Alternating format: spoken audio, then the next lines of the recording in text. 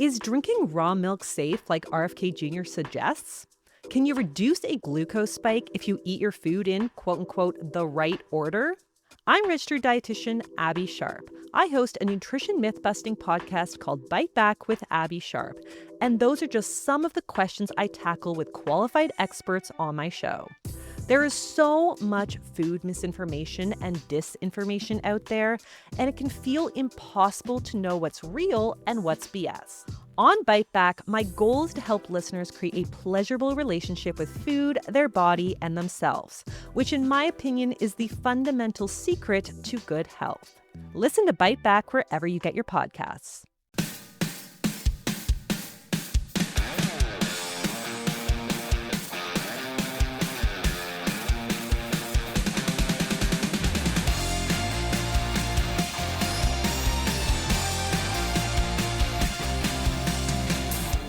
Hi, welcome to Someone Else's Movie, the original podcast where an actor, writer, director, or nebulous industry figure gives a little love to a movie they didn't make. I'm Norm Wilner. I'm a critic, consultant, and film programmer based in Toronto, and this is the other thing I do. My guest this week is Michael Pierro, whose resume as an editor includes movies like Great Great Great, Room for Rent, and The Last Porno Show.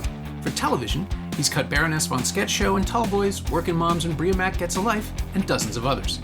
Michael made his feature debut as a writer-director with Self-Driver, which won the Best Canadian Feature Award at Fantasia last year and just arrived on digital and on-demand in the US and Canada. It stars Nathaniel Chadwick from The Last Porno Show as an unassuming guy who signs up for an exclusive new rideshare service, with the only condition being he has to do whatever the app tells him, whenever it tells him to, without question. It gets weird. You'll like it. And Michael picked a movie I've been waiting a decade for someone to bring to the show, Francis Ford Coppola's 1974 thriller The Conversation, a project Coppola made between Godfather movies because he wanted to do something modest. Starring Gene Hackman as Harry Call, a surveillance expert whose latest assignment, recording a nice young couple walking through Union Square in San Francisco, turns into a panicked search for clarity that threatens to swallow him whole. It's an unparalleled study in paranoia and neurosis, with Hackman delivering what might be his finest performance in what might be Coppola's best picture. So, there's stuff to talk about. This is Someone Else's Movie. I was first introduced to The Conversation in film school. We had an incredible film history class where we'd show up very bleary-eyed at 9 a.m. and watch one of the best films of all time every week. And so one week was The Conversation, and of course I'd known about The Godfather and Apocalypse Now, but at that time I had no idea about this film. And so I just sort of sat there slowly having my mind blown about just performance, the way a film can be constructed just from a craft perspective and then from a psychological perspective, watching you drill into this character's head. And it feels so natural. You don't, as the audience, you don't really notice what's happening until you're at the end and you've watched this guy unravel. It's such a subtle sort of magic trick that it really, the first time I watched it, I was left awestruck. That's the best way.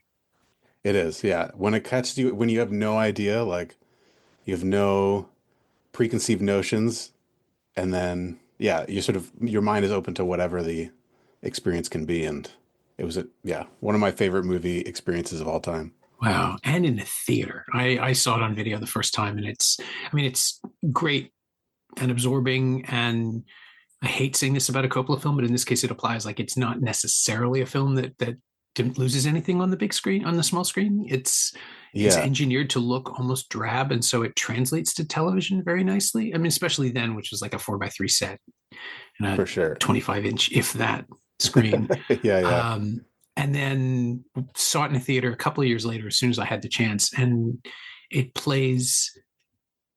It's this deceptively calm, quiet film. The flashes of violence are at the end are genuinely shocking, but what you really get is the anticipation of something happening. The sense It's not dread and it's not excitement. It's just this weird thing for a thriller where there are no thrills. It's all about watching Gene Hackman process the idea that something is about to go terribly wrong, and then contribute to it in more ways than he ever thought possible. Totally. Well, we can talk about the stuff. We can talk. I'll put in a spoiler warning. We can talk about the twist, but there isn't really. That's the other thing. There isn't even a twist. It's just the thing that think is going to happen happens, Mhm. but like it's still shocking when it happens, and it's just as horrifying and like scary as you anticipated it being. But yeah, the whole movie is him. It's like Coppola playing with your anticipation, like you said. I think that's one of my favorite things when, like, that's something I try to do with my filmmaking. But my favorite thing to watch is just a filmmaker playing with your sense of anticipation, really like getting you excited about something that's going to happen. And then if they can pull off whatever, like if they can make it satisfying, then you've got me. Sometimes they play that string and then it doesn't quite land, and then you're sort of left wanting more. But I don't think this movie does that. Yeah, I mean, you are left wanting more just because you want to know what happens Yeah, next, which is the best way to come out of a movie like this. But it's not like it is absolutely him saying, "No, this is as far as I take you, and yeah, I'm going to leave you here with this character at his absolute at its lowest. lowest." Yeah, which is again not something. Well, I was going to say not something you expect. It's not something I was going to say. It's not something you expect from a Gene Hackman detective movie, but that's not true. I mean, that was sort of this, that was the style of the time. It's the Yeah, cynical, this is really like the apex of the cynical American paranoid project, even though there would be others that followed. totally. It's the It's one that like it's the mold that people were trying to, I think, follow up on. it's the grand statement, yeah, Yeah. and it's one that is itself an echo of Coppola said blow up was an inspiration, and the idea of the more you dig into something, the less you know. But he found a way to do it that isn't visual; it's the analog that makes an audience lean forward. And I love the perversity of this film being made at a time just before Dolby, just before all the bells and whistles, like good old Yeah. mono. That's all you get. Well, and it's not about that. It's like the cleverness of the editing is like my favorite sequence is when he's doing the editing process of like putting the tape together, and he's got his three channels, and you edit from the him manipulating the knob to the guy who is operating the microphone to his angle on the scene. Mhm. And it's just such a clean, like brilliant way to tell the audience what's going on, and you immediately understand it without anyone, like a lesser filmmaker would have had him say, these are my three channels, and have like some, like have the John Cazale character like leaning over watching him do it so that he can describe it. But Yeah. the leanness and the sort of, yeah, the cleanliness of storytelling and of yeah, just getting the information across is such a, yeah, mind-blowing way to do that. Yeah. And by opening with the recording and just getting it all out of the way, right? Like this is the Yeah. reverse of the heist movie where you watch the prep and all the elaborate calls and meetings. It's just, it's over, it's done. Yeah. And now we have the fallout. Yeah. You're dealing Um, with the fallout the entire movie. Yeah. yeah, it is. It's, oh, I love this movie so much. It's just watching Gene Hackman think is such a specific pleasure on screen. Yeah. And I've been doing it quite a lot in the last couple of months because obviously since his death, you just want to make yourself feel better about him having been alive in the first place. So you, at least that's my mentality. I'll just like suddenly found myself on a kick of all the work for hire stuff he did between hits, or not Yeah. between hits, but films like The Package and Narrow Right. Margin, movies that nobody remembers, but that are like he never phoned it in. He was always doing incredible, fascinating work. And then I realized like he plays lifers really, really well, like military lifers, cops, things like that. Yeah. Yeah. And I was trying to figure out where the conversation fit into this package because it's clearly one of the high points, but it's right between Scarecrow and Night Moves. That makes perfect sense. Like he's just playing these characters. He's not seen as he was never seen as a movie star, which I find absurd because he could get people into a movie. He could open a film, certainly in the 70s, Yeah. but he was always seen as a character actor. The guy was like, he's not a hero type. And the weirdest thing about reading all the obits was, well, he was never a conventionally attractive man. That guy was handsome. Yeah. He's Yeah. handsome. He's balding. We're all balding. But it was really remarkable because being underestimated as a draw, I think, was something that Hackman learned to lean into and just take the roles he wanted to take. And then when he gets a showcase like this, like he's in every scene, he's in almost every shot. Yeah. He is our guide to the world. And to play Harry Call as someone who is so unpleasant, and but let us see that it's an armor. Like, he played awful people all the time because Gene Hackman could do that. Yeah. But here it's a shell, That's and yeah. the I cracks are just so elegantly fascinating. totally. I think I just watched it again last night to refresh my memory, and Mm. like the thing that I don't think I quite caught on was like how much of a shell his orneriness is until this viewing. It's just yeah, he like everything he does was out of a sense of just sort of fear of being known.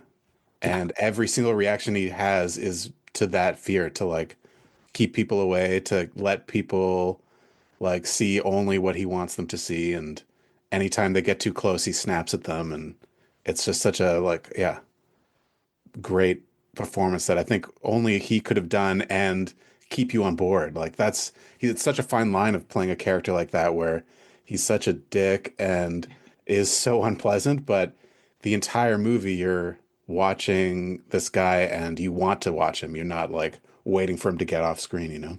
yeah, and his prickliness draws people in the film as well. Just the casting in this thing is phenomenal. Yeah. That there are people who are capable of being really loose and funny and light in opposition to what he's doing, and he just won't smile. Like, he will not crack. He gives them nothing back because he has a code, and in the end, we find out the code is worthless. It's meaningless. And nothing he's done has helped anyone. Yeah. But the sense of a man dedicated to what he thinks is right at any cost is so 70s, and so it's not unique to Hackman, but he embodies it as Harry Call in a way that I don't think anybody else would have been willing to. Totally. And Coppola, oh, the craft of it, like the craft of writing and making this movie between Godfathers. Yeah, it's crazy. Like his throwaway movie. Yeah. And it might be his, is it blasphemy? It might be his best, I think, maybe. I think like without a doubt, craft wise at least, it's his best movie. Like there's not a single errant frame. Everything is so like perfectly placed. The pace of information that's revealed to you as the audience is so like, yeah, if it was any faster or any slower, it wouldn't be this movie. Yeah. Yeah. I think And his Godfather 2 and Apocalypse Now are bigger in scope, but I don't think they're like better films. yeah, it's a hard call. I mean, everything he did in the 70s was pretty Yeah, much gold. he was on fire. But this one too has, well, the Godfather movies are cynical. Apocalypse Now is incredibly cynical, but this one does it all in miniature, like plays them all out in personal dramas, and the Yeah, stakes feel somehow more real just because you can see that they only affect a handful of people at any given time, and all the rest of the world is going on around everyone all the time. Like the idea that there's this giant convention for buggers yeah, that we yeah. never really spend any time at. It's But just like it glances off this story because Harry doesn't want to be there, and he yeah, reluctantly brings people back to his shop, and he's kind of trying to make sure he's recognized for his skills, but he also can't talk or won't talk about anything he's done. He's just so self-defeating. but yeah. Well, like he's such a vain character. Hmm. There's so much vanity in him. Like you can like, and John Cazale sort of plays off that. You can tell he doesn't want to be at the convention, but if he wasn't invited to the convention, he would have been even more ornery about it. Like, yeah, he wants to be seen as he likes that everyone acknowledges that he's the best, and he wants to keep that secret. And yeah, Yeah, which is terrible, right? Like to have a sense of himself that he can't admit to. yeah, And also to be just vain enough that he misses. I think it's the one piece of exposition in the entire film, the little demonstration of the phone tap, yeah, which yeah, then yeah, ends yeah, up biting him in the ass at the end. totally. And we get it. Like, we are there because we by that point in the film, we have been so trained to watch everything and look at everything and Yeah, hear what's really being said. And then when someone comes right out and says something like well, he's so unambiguous, dismissive. Like when Moran like does the demonstration, he tells John Cazale afterwards, he's like, "This is junk. Don't like this is junk. This is a piece of garbage." yeah, And then nobody's that's going to the fall for it yeah, ever. yeah. It's beautiful. And it's, I mean, okay, we'll roll back a little bit. This is a tiny independent movie from a man who's just made the biggest success. Well, it was at the time, right? Like the Godfather was the highest grossing film of all time for a couple of years there. Yeah. And he chooses to remove himself completely from that world. I mean, he is making a sequel, but he's not going to only make sequels. And at the time, I think Coppola has talked about stuff at length, but he never really addresses the central conflict. He always says, "Oh, it's just an idea I had, and I finally got the chance to make it into a movie." But all the choices he makes in the course of making this movie are as uncomfortable with success, I think, or the idea of success, as Harry Call is with the idea of his work. Right. Like he is so conflicted about everything he's suddenly experiencing. This massive, massive success, critical acclaim, Oscars for the movie, although he didn't win Best Director till Godfather 2. And the world is at his doorstep, and all he wants to do is shut himself away in this tiny little project. I find that really interesting. That is, yeah. When you frame it like that, that's fascinating. And to make a movie about how no one can ever really fully understand each other, Yeah. when you're dealing with these massive machines of, dozens of characters who all have to have their monologues or their big moments, and just like, I don't want to do any of that stuff. I want to Yeah. deny. And Well, and then the corporate overlords are the ones who are the evil, like the antagonists, yep, his demon, and then that's fascinating to the think people where about. the money comes from. Yeah, yeah, Yeah, I do think there's a really extensive, like there's a monograph to be written about his relationship to his own success and the way he depends yeah. on, in this case, and on an Apocalypse Now, he depends on one trusted person to steer him through it, and that's Walter Murch, who, Right. sound designer, editor, remarkable person who never got the credit that he wrote books about this stuff and he still didn't get the credit. Like he's the other Harry Call in all of this. And I think you need two of them to see the things the other misses. Yeah. And how thoroughly dependent the success of the film is on Coppola's own hand on the tiller, to the point where he fires Haskell, the cinematographer, he fires Haskell Wexler, replaces him with Bill Butler. And Oh, really? I didn't know that. yeah, Wexler, I have it here somewhere. The whole film shot for 3 months, sorry, ended November, like just after Thanksgiving 72, finished in February 73. So they shot for 3 months. And other than the surveillance scene in Union Square, all of Wexler's footage was reshot. So the Wow. only thing left of him is the first 5 minutes of the movie. Incredible.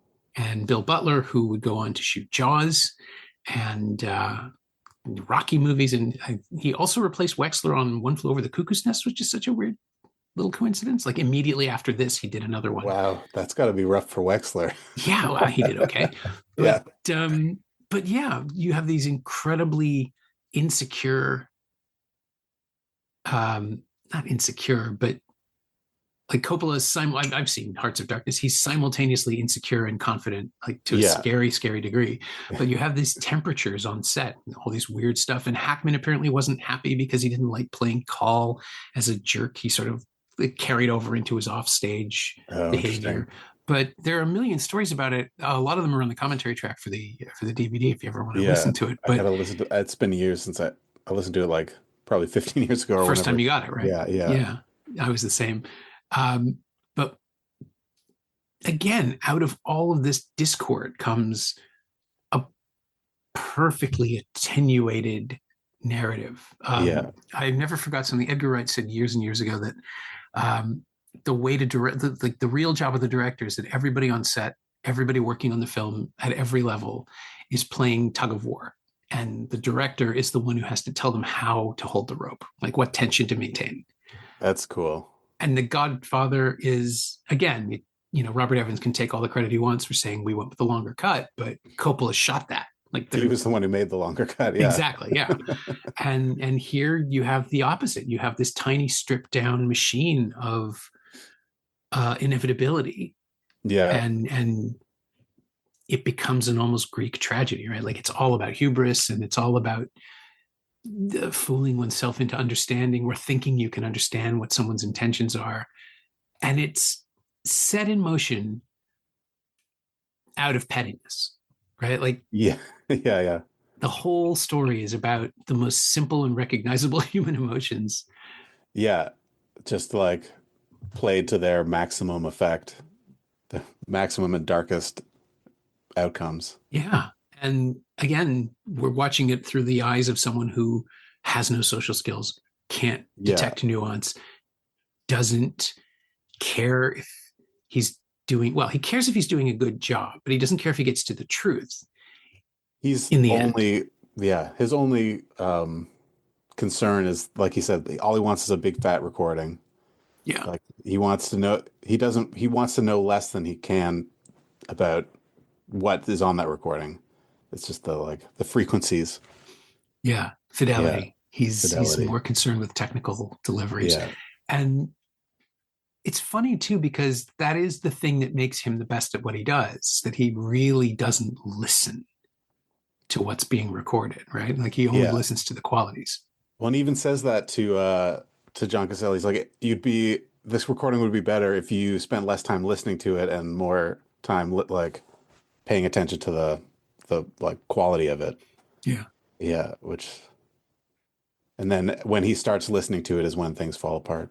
Yeah. I wonder if that's a metaphor too for the artist who cares too much. You know, like all the basic um, tropes of the singular genius that we're steeped in, and Coppola, who's of course being acclaimed for that exact thing, is trying to reject it and saying, no, it's not like that's not the point. If you think about it too much, it all falls apart. I think of all of the guys, like maybe except for Spielberg, I'd say of all the guys of that generation, he is the most meticulous craftsperson. His films are the like just from a mise en scène, from a camera perspective, from editing, they're so meticulously constructed, and you can sort of lose yourself in that. And there's a way of losing yourself in that and not thinking about character and story if you know. And I think he's good at balancing it, but there are some artists who are so focused on character and story that they lose focus on the technical craft of things. And then the opposite is true too. Yeah. I mean, I'm thinking about him building the video village for One from the Heart just to prove he could do it, right? Like Yeah, make an yeah, yeah. entire movie at a distance. And Like, yeah, I can see where you go down that road and yeah. you become an Like maybe you obsessive. should have been closer to the actors. Yeah, it's weird, right? Like I love that movie because it doesn't work, Yeah. because it's so fascinating. I still haven't seen Megalopolis. Um, Oh, it's yeah. It's incredible, but it's a weird movie. it's such a strange place to find yourself when you own your own studio. You have presumably unlimited resources, and you do it over and over again Yeah. and crash out every 10 years like clockwork. It's like the same way Robert Altman would only make great movies at the top of a decade and Right. then And then get the just acclaim and get lost for a yeah, while. yeah, yeah.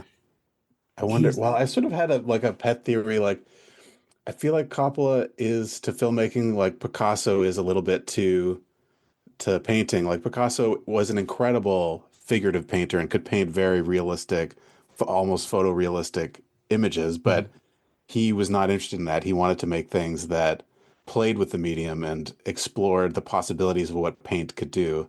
And I feel like Coppola is sort of the same. Like in the 70s, he was doing his like more conventional, readable, legible stories, and then he got bored of that and wanted to make these other things that don't fit into what we think of as conventional narrative or conventional films. And that to me is like, yeah.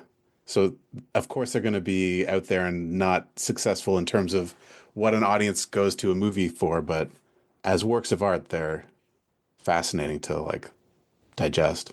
yeah, I will never not show up um, for his work. Megalopolis was this whole other scheduling thing.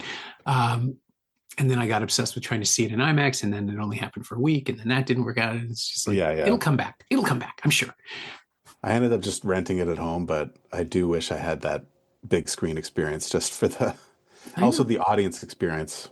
Yeah, it sounds like that would really help. And how do you not go see a Coppola film in a theater whenever you get the chance? I mean, I know. I was at a what was it? It was the year Youth Without Youth came out. We were in New York during Thanksgiving or just before it, and there was a guild screening in the Oh, Sony wow. building. And I don't think it had even opened in Toronto yet. So I just went and saw it there. And it turns out that I was one of 4 people who had ventured out on a Friday afternoon What? to see the Coppola, but I guess it had played Venice and people had seen Right. it. But it was just like, this is for me. This is for me. And then I hated it. But that's not important. Yeah, Uh, yeah, it's it's the swings he takes. yeah. It's the willingness to do the thing he wants to do and nothing else. And it would be Um, so easy to, like, with his track record, after you make 4 incredible movies back to back to back, to just like get lazy and complacent and make things that people want you to make. But he's clearly such a contrarian that there's no, like, he couldn't do that to himself, I guess. yeah, and the stuff that he made in the compromisey years, the stuff Right. like Jack, things that no one remembers that he directed now. Yeah. It somehow all folds into the narrative of the guy who wouldn't compromise, which I find absolutely fascinating because it's absolutely a compromise. Yeah. But he still manages to come out the other side as somebody who was so dedicated to his art that he had to go into the trash for a little while, but no one holds it against him. Yeah. And I guess the compromise is like, you do a movie where you don't have to care, like a movie like Jack, he can do with, his eyes closed. He doesn't have to put his soul into it, and it's a paycheck. And every artist has to take a paycheck sometimes. Yeah, and it let him work with Robin Williams, and at the time, right, everyone wanted to, and Yeah. Yeah. Williams obviously had the final say, and he wanted to work with Coppola or some, and then you get the flip version of like something like Twixt, which Right. he have you seen Twixt recently? No, when it came out, I watched it, and yeah. Yeah, I watched it after Kilmer died, and it's I haven't seen this new shorter version, but it is this singular thing. I don't even know that it's a success or a failure. It is exactly what he wanted it to be, which is Yeah. a meditation on what it's like to be a hack writer looking for something to write. And I don't think he's writing about his own psychological struggle to come up with a new movie, but he's not doing that either. Right. Like he's too interesting a talent to make a boring Yeah. movie, right? So even the 10 minutes of Kilmer at his desk trying to amuse himself are some of the richest acting Kilmer ever did because it's just 2 guys screwing around trying to entertain themselves. Yeah, I got to see that again. It's really fascinating. And Yeah. with the conversation, the film never, it's one of the few movies he never went back and screwed with. Like he never remixed the sound, he never I know. retimed it. Yeah. Well, how do you perfect, like, I can see every other movie, I can see why he made certain changes. Mhm. This one, like, all the change, like, I think this was his most uncompromised to begin with. But then when you have a collaborator like Walter Murch, who's just sort of keeping you on the right path and holding you to account and not letting you get away with like your bullshit, but also pushing you to like make the most interesting version. It's hard to see. It's hard to think of what they could have changed to, or what was left on the cutting room floor, or what he wished he'd cut out. Yeah.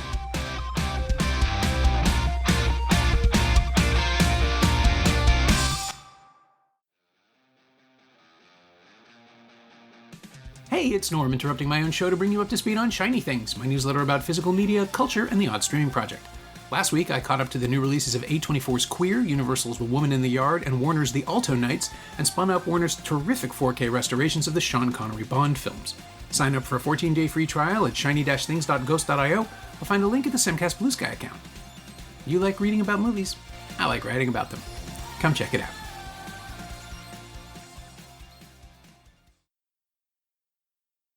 I mean, there's nothing wrong with it, right? Like, there's nothing to fix, as Yeah. opposed to, he could complain that when the Godfather restoration was done, he put in some Foley effects of a chain dragging around a parking, like, there's just a scene where a car pulls up to a gated lot. They pull the chain down and drag it across the gravel. And he Right. said he never liked it. And he took advantage of this new DTS remix to fix that one thing. It's like, One thing. good for you, I Yeah. guess. Yeah. Yeah. It sounds terrible. Like Yeah. it's way too, like, it suddenly introduces this new Right. complication into a shot, which just doesn't need to be there. Yeah. Um, Yeah. Yeah. Yeah. and sometimes we can let go of things. And then the 3 versions of Apocalypse Now and all the different cuts of, he's not as bad as Lucas, but they are from that generation of no film is ever truly finished Yeah. until the author is dead.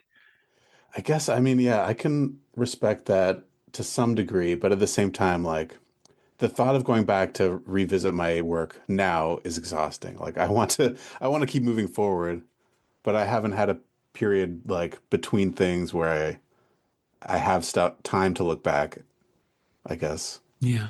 I don't I don't know. I think it's that statement of completion, right? Like you can never fully finish something, I guess, or you can acknowledge that this is the movie you made when you were the person who made it. I think that's like, yeah, I think that's important to me. But if you 10 years from now watch a movie that you made and then you're like embarrassed by it, I can understand the urge to go fix it. I don't know, it's tough. But I think like the only recut of a movie that I've seen that I actually thought made a real improvement was Godfather 3. Yeah, that's a pretty good one, I have to Like say. I think like vastly prefer the original Apocalypse, but Godfather 3, it yeah, whatever I couldn't put my finger on the changes he made, but they made the movie better. Yeah, the story better. The Yeah, story it just flows sort of better, unfolded. and It felt, yeah, felt more naturally yeah, paced and I was surprised to find that it was not as atrociously miskeyed. There was something like yeah, when I saw it in '90, it was just weird and off yeah, and not quite The Godfather. And then the subsequent cut, the video cut, was what 9 minutes longer and didn't really enhance anything. And then yeah, the Coda version, okay, I kind of get the idea that you found a version of it that you can walk away from happily yeah, that does suit the material more. But then he released the Cotton Club with an extra half hour after that, and it's like right. I don't know that that was Do we need necessary. that? I haven't seen that one yet, but It's not bad, but it's and it was actually, I'm being unfair, it was finished before the Coda recut. It just didn't make okay. it out onto disc for a couple more years, and that's when I caught up to it. Interesting. But he does have this mania for, and there's a new cut of Twix that just came out, and it's like, I mean, Yeah. sure. No, yeah, he just had success. People bought the Apocalypse versions, and so now he's got the like he he got the bug. Yeah, yeah, and it's true. There's stuff in Redux that we never would have seen in the theatrical cut, but that's what deleted scenes are for. Like Yeah, you don't need to reintegrate it into we your. didn't need to be at that French colony for I know, for 45 minutes or whatever it is. it's one reel tops, not two. Yeah. But again, we come back to the conversation, and there's just nothing to touch. No, it's a lean movie. Like, yeah, it's not even 2 hours long. Like, it every scene you're learning something new. Every like, every piece of dialogue you're learning something new. So yeah, and it's not like they did that at the expense of character or at the expense of like atmosphere. There's everything is happening all at once in that, and that's, I mean, for me as a filmmaker, that's the stuff that I get the most excited about is when you're like learning something, but you're also being steeped in an atmosphere. And yeah, so when I see it done so brilliantly, that it like gets my juices flowing, I guess. Yeah, and maybe even more than Godfather and Godfather 2, like it is an actor's picture. It is so Coppola is so good at getting out of their way. Like he's Yeah. just letting people have these moments. I think there's more mid shots in this film than he's usually employing. He's Yeah, just it's, I mean, letting. it's such a sort of claustrophobic, everything is sort of like the camera's in between all these people and you're sort of surrounded, whether it's at that party, like the most excruciating party of all time, or yeah, just him at work. You're like so close to him the whole time. And so it is, yeah, a performance film for sure. Yeah, I mean, I think about Harrison Ford's scene, the initial, the closest the thing comes to an information dump, Yeah, when yeah, when yeah. they're just speaking in data Yeah, to each other, and that office feels so tight. Like yeah, there's a lot of headroom, but nobody's breathing. Like there's just this weird unspoken tension, totally. and that sense of, I mean, it's weird now, but watching Pete Hegseth on CNN defending his incompetence as Secretary of Defense, and I was thinking about Harry in that scene, just watching this kid try to threaten him. Yeah. Because Ford is what, 26 or something? Like he's a little boy, Yeah. uh, Yeah. Yeah. speaking for the director. Like he doesn't have any power himself. He's just a functionary. And clearly that's all part of the plausible deniability of the whole thing. And he's a cog, but he is approaching this as though it's a massive confrontation, like he's negotiating a peace treaty. Yeah. And Call sees right through him. And you can see it with Hackman just immediately getting the measure of this guy, not liking him and putting up with him just enough, but he really wants to take a swing at him. Like it's the one Totally. time I think you feel Harry as a violent person or as someone who's capable of violence. And it's all under the, like, it's all behind the eyes. He never does anything physically Yeah. intimidating, but he just sits there and seethes. Well, there's that like that one beat where he goes to take the tapes back. Like he Yeah, puts yeah. the tapes on the desk and then he like when he realizes what's going down, he like grabs them back and that's the most physical he gets in the whole movie. And yeah, Mm-hmm. it's against Harrison Ford. It's such a the bubbling tension up to that point feels so palpable. And then the release is this like very awkward little fight, but it's such a satisfying release. It is. Yeah. And while the movie isn't explicitly comic, it is funny to watch the whole thing come down to these two people just struggling over grip. Yeah. Yeah. Yeah. Well, there is some like really funny stuff. Like later in the movie when he finally gets paid, but he didn't want to have to relinquish the tapes. And then he tosses his folder onto the grass, like just out of anger. Yeah. And then he goes back and picks it up, just like the humble moment of this guy who's like, oh, I shouldn't litter. Like, Yeah. and yeah, but little things like that just to humble this guy even more. Yeah. And I guess if there is a thread of comedy, it's the idea of being a decent person in the world that Harry is operating in, Yeah. right? Where there is no such thing. His whole thing is to spy on people. Yeah. But the fact that and yeah, it's true. Garfield calls him on it, really. Like, you're not good because you do this. Like Yeah. Totally. you're not a hero. You're not better than anyone else in this room. We're just more comfortable with the lines that we don't respect.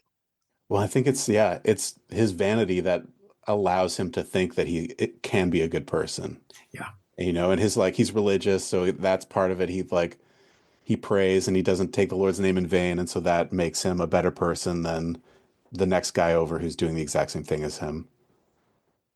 Yeah.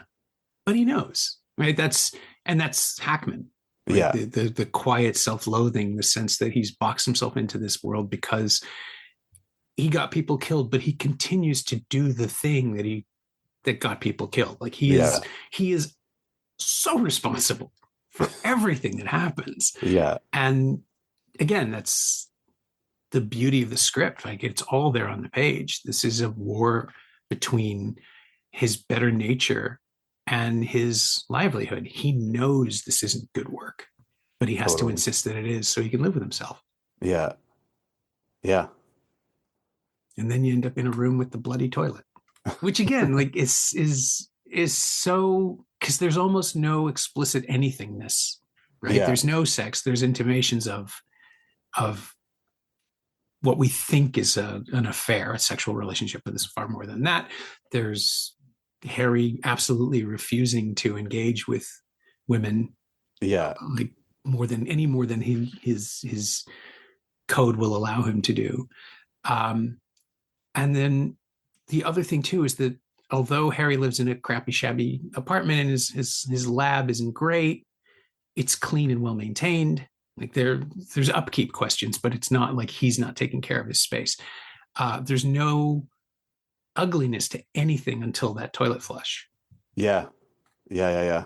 and it's probably the most Hitchcockian that, I mean, explicitly so because of Psycho, but it is, I think, in terms of staging and design, like, it's the most Hitchcockian that Coppola's ever allowed himself to be. He usually left Totally. all of that to De Palma. Well, in that shot when he goes out onto the balcony and like the blood, Yeah, the handprint of the blood on the glass, like, and you see it for maybe like 18 frames. It's barely a moment in the movie, but it's so shocking because of how quick it is. yeah, And and same because with we the haven't toilet. seen anything else like it. Yeah. And because you're sort of you've been brooding for almost 90 minutes waiting for this explosion to happen and then it's such a like quickly violently quick one, it's that much more shocking to watch. Yeah. Yeah. It's absolute control. He knows exactly what he has to do, what to withhold, what to show us, Yeah. what to show us, but not clearly. I mean, everything is an analog for that recording. It's Totally. so, oh, it's so elegant.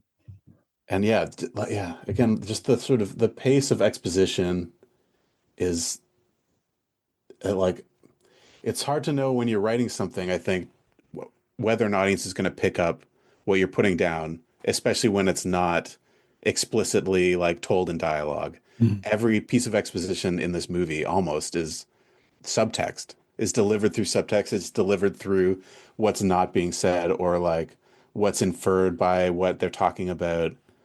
And he's sort of trusting us to be along for the ride and trusting us that we'll understand the things that he's like leaving unsaid, and he never really says them explicitly. It's yeah, thrilling. Yeah. And by abstracting all of it, it just pulls us in closer, which is so perverse. Like Yeah, Coppola knows that if you follow Gene Hackman, if you're already on board, he will get you there yeah, emotionally, dramatically. There's there's an inherent promise, following this guy around in his terrible glasses and his weird raincoat, which I still have never seen on a human being anywhere in the world. it Out looks so uncomfortable. yeah, it's hot in San It's so Francisco hot. sometimes. Yeah, just the mugginess in a fully plastic raincoat. I can't Yeah, imagine. but I think like that's another decision, right? Like he's chosen to suffer. He doesn't Yeah, have to wear that. And I love the fact that it's incredibly conspicuous because if you see somebody walk by you in a clear plastic raincoat, you won't forget it. yeah, yeah. But it's so drab at the same time that Yeah. like he just sort of blends into the concrete and yeah, Yeah. He's punishing himself for everything he's ever done in his life. And he just can't totally. acknowledge it. Or he won't stop because he knows he deserves it. But the self-loathing and the anger, like it's all the anger he directs at people is clearly just so he won't turn it on himself. Yeah. But again, he keeps doing it. And like who else? That's the thing about Hackman. Who else do you cast to pull that off? Who could have done that at that point? No, totally. Like no one, everyone else was more explosive. You know, he's the only one who could play that bubbling like undercurrent and like you're waiting for an explosion, but Mm. it like it's only delivered at the very end. Like someone like Pacino would have been like exploding all over the place. You Oh know, yeah, no, like every scene would have been a giant outburst, and it would he'd have. pick a fight just to derail an argument, like Yeah. just in another way, like to distract someone from something. And I was thinking about there's what was it? Oh, it was a film called The Package with Tommy Lee Jones and Hackman.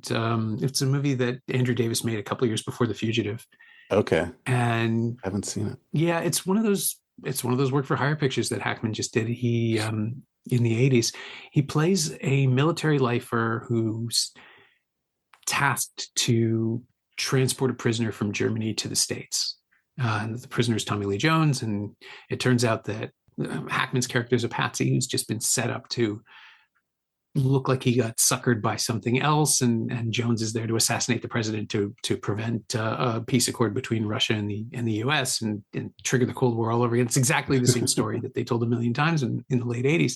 Right. But Hackman gives it this, like he plays it with this cheerfulness. Like he's, even when people are screwing him over, he's nice to enlisted men. He's nice to waiters and people in, Huh. the cab drivers. He's increasingly urgent in his job, but he's also a fully developed human being. And it's just this really odd choice. And I think I saw it within a day or two of rewatching the conversation, and it was like watching a completely different person, obviously. But that's what acting is, right? But the thing about Yeah. Hackman is that he never seemed to be acting. There's no effort in any of his performances. No, yeah, I think like I see him here and I'm like, that's just Gene Hackman, but Yeah, it's such a yeah, great. it was the thing that Duvall said. Like the secret to good acting is that you just have to be yourself underneath, and then you can put on any character. Yeah. Well, I think the biggest thing, like as a director, is like 99% of your job is casting. And like Mm. if you have the someone they can be playing very different roles from other roles they've played, but if they have the right energy to turn what's on the page into like a fleshed out character that fits in the world that you're painting, I think then you don't have to do much directing. And I think Gene Hackman has played all these different characters, but he's so perfectly cast in every single one that I've seen. Like he just he's able to take the thing that's on the page and make it into something that feels right coming out of his mouth. Yeah, I think the only time he's been clearly miscast. I'm sure there's another dozen movies of his that I haven't seen, but I mean, like he could do period pieces. You just didn't think of him as a period piece guy, but he made Yeah. a bunch of them, like Bite the Bullet and March or Die. And then he did. He's in A Bridge Too Far for a few scenes. He plays the Polish tank Oh, commander or Legion commander, and he has to do the accent, and okay. Yeah. it's That's not quite what he wants to do. Like yeah. the like this giant machinery of the movie, and it's one of those giant all-star war pictures, maybe the last of its kind, where it's just face after face after face, and they all took scale so nobody would be, Right. you know, the star. Yeah, yeah, yeah. And Hackman just looks like he's struggling to figure out how to play a character who doesn't do very much, but just quietly pokes holes in things Huh. because he can't. He's like the Gene Hackman character you want is the guy who's smarter than everybody else in the room and can immediately say, well, that three divisions there, we got to do something about that. Yeah. But this character, he's out of place. And the point of it is that he did see the problems in this plan and no one listened to him because he was Polish rather than American or British. And those were the guys Right. running the operation. But Hackman seems like genuinely uncomfortable with not being able to step up. And I kept thinking, do you cast him because he can be uncomfortable? Like, is that part of the performance, or is it the film doesn't know how to use him? And the Yeah. fact that I'm thinking about all of this is like, well, it's not his fault. Like, there must No, be somebody totally. else's. Well, and I feel like he's got more like it's hard for me to picture him cast in anything before like 1950. Something about his face and just his demeanor and his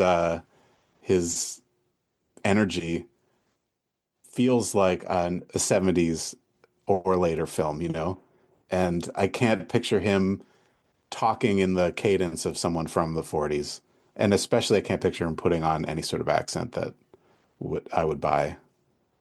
Yeah, But other than a little southernness sometimes. He yeah, really he didn't do a lot of that. And I think that was the right call. But it's interesting to watch him in something like in something like March or Die, where he's this disgraced soldier in the French for an American, but a disgraced soldier in the French Foreign Legion who's just exiled himself there, and those films have a sort of timeless quality. I mean, right. it's set after World War One, but everybody's really miserable, and it disillusionment kind of spans the decades, and Gene Hackman can play that anywhere.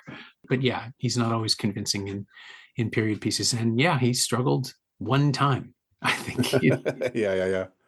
But here, like again, I keep drifting away from the conversation because it's one of those films where maybe this is why no one's picked it before now. There's just nothing I feel I can add to it.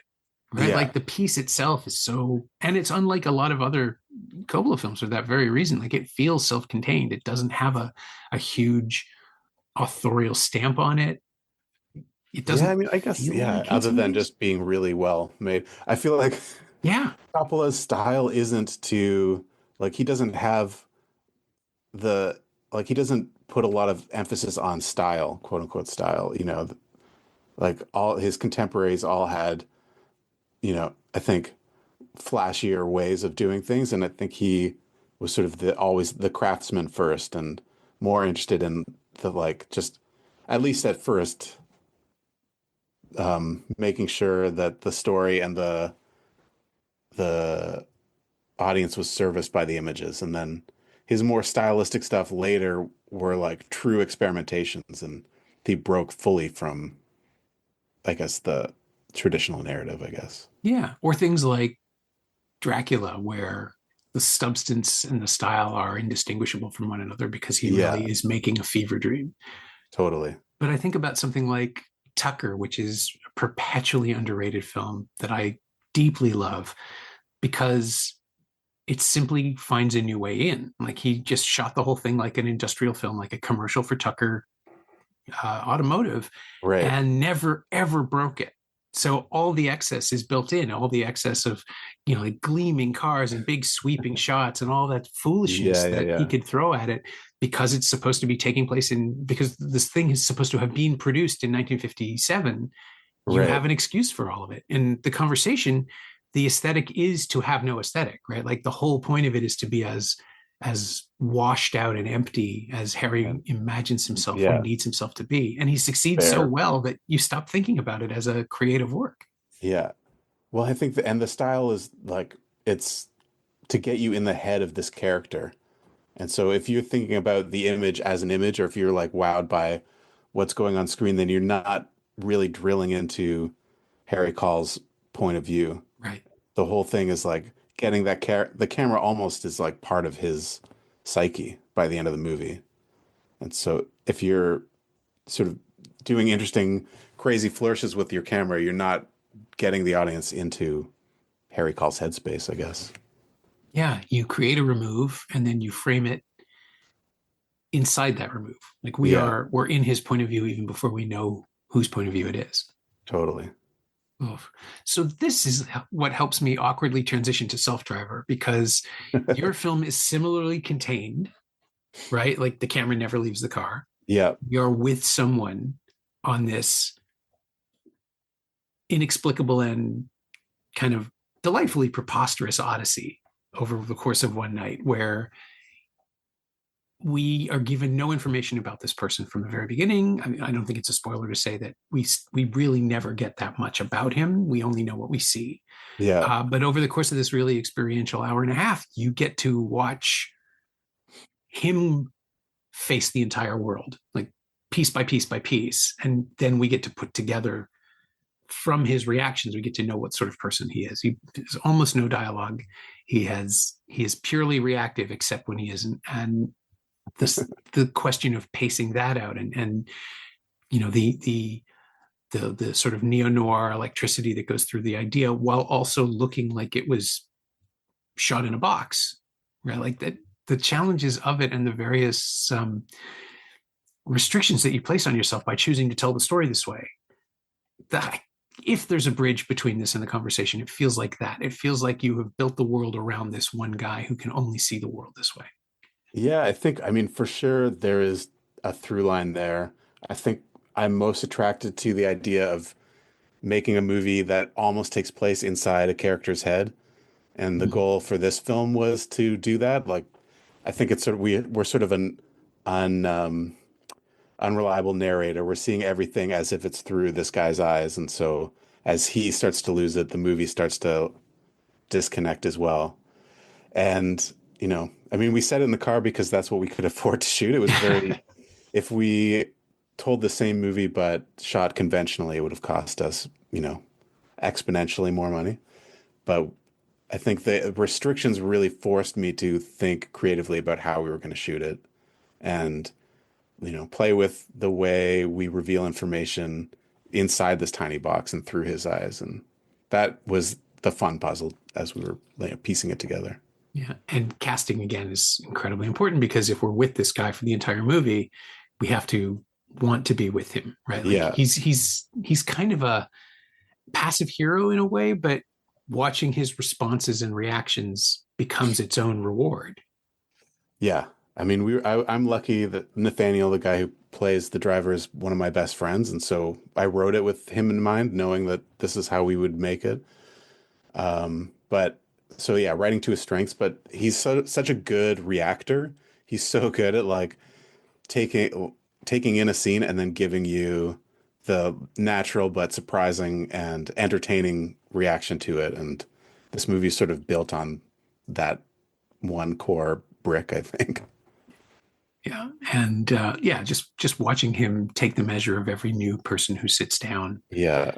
is a great running gag that I'm not even sure if it's a gag, because it's the whole device, right? Like it's funny, but it doesn't feel like you're pushing for it at any point. You're just No, I guess it's just like I think it comes from the just the fact of a job like that. Even a regular Uber driver You should every interaction you have to take the measure of who you're driving around, or as a customer, measure of the guy in the front seat driving you around, and you're sort of anonymous with each other for most of the ride. And I think I wanted to make a movie that reflected that, and so that's why he's a very anonymous figure. Is like as an audience, we're meeting him the way we would meet our Uber driver, Yeah. and like we learn just by watching him interact with the world. We learn about him. We don't really get to know the guy or what he thinks of himself, I guess. Yeah. Well, it's funny. It put me in mind of something like Collateral, where I mean, obviously, right, where two guys are Yeah, driving around and their relationship becomes impossibly convoluted and the power dynamics change. He doesn't really have that. Like he has a person that he sees a couple of times, but he doesn't have a regular consistent thing. It's the app. The app is his is this Tom Cruise? yeah, which is great because you can give it, I mean, you can choose to give that a voice, or you can choose to have it be absolutely just cold text, which is even better because we get to read it in our own heads the way we want to. But there's a tension between your protagonist and his phone, right? That's the core conflict. Yeah, What else will your phone tell you to do, and what else are you willing to do? And that we all know what it's like to have the phone go off and us not want to deal with it, yeah. right? Like just that jumping off point is so fascinating, and you find a complete context for this thing to take place in with real stakes and tensions and Yeah, I guess the goal was to like start from a place we're all familiar with, and like, we've all made these sort of semi-moral, like questionably moral decisions about like interacting with technology in very minor ways. And I think the goal was to start there and then ramp up this character's actions and ramp up the situations he's in what feels like a natural way so that you can buy it. And then if you put yourself in his shoes, you could see yourself potentially making some of similar choices. And then by the end, it's you sort of asked forced to ask the question, how did you get here? yeah, which again brings it in with the conversation because this is somebody who's dedicated himself to something unthinkingly. Like Yeah. take the assignment and do the thing, and whatever happens isn't your fault.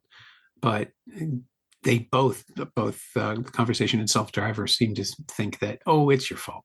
Whatever you Yeah, do is your you choice. can totally. You can tell yourself anything to get through the day, but you're making we all make these moral choices every single day, and at some point you got to sort of face the fact of what they mean and the repercussions of what we've done. Yeah. Did you ever have the temptation to put a Harry Call type in the passenger seat? I mean, I think yeah, it was tough. I have a lot of characters that sort of hit the cutting room, not the cutting room floor, but like pages and pages of scenes written with different characters. But I think Nathaniel is the driver is sort of the Harry Call, like he's the quiet one, so we needed to put a lot of like louder people to sort of counter what the energy he's giving us. That makes sense. Maybe in the sequel. Yeah, yeah. I've got an idea for a series that I'd love to do, where each episode would be a different driver driving on the same app, and we see this underworld through different people's eyes.